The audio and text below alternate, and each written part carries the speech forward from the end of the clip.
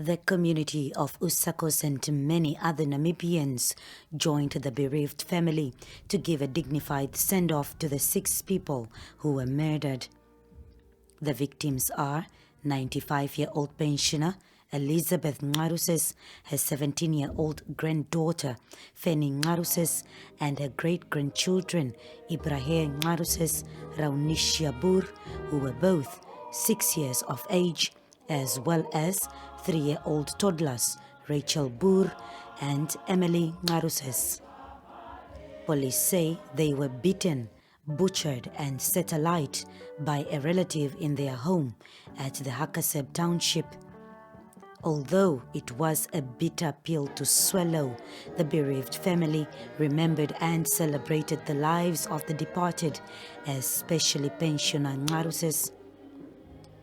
Described as a matriarch, caregiver, and a woman who opened her arms to the orphaned, the elderly Ncaruses was a pillar of faith, strength, and love for her family. This mother of ours was a wonderful person, and the love she had for her grandchildren cannot be compared to anything. They held a special place in her heart. Her dream was to take care of her grandchildren until she was no more. All her life, we never heard that she was involved in a fight. She was always a good example for the family. She used to say, "My children, you must hold each other's hands." And she was so smart, not felt like me, but a slim lady. You know, when it comes to a president, first lady, you must be slim. Whenever something happened, she was the first person to come around the family tree to start making the fire. She will sit, she will humble herself, and she will take all the members of family into her hands.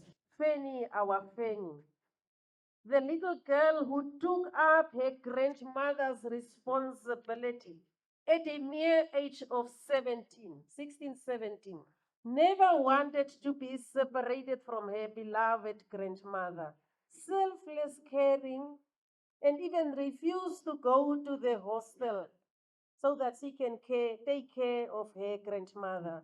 The girl who pleaded for a second chance in grade 11, to repeat grade 11, promising that she wants to make success out of her life because she is having her grandmother to take care of. Her life and dreams were cut short.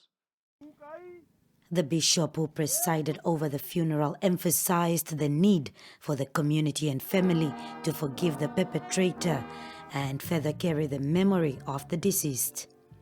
We must also acknowledge that this tragedy has touched the family in deeply painful and complex ways. Let us choose to stand together with compassion and integrity.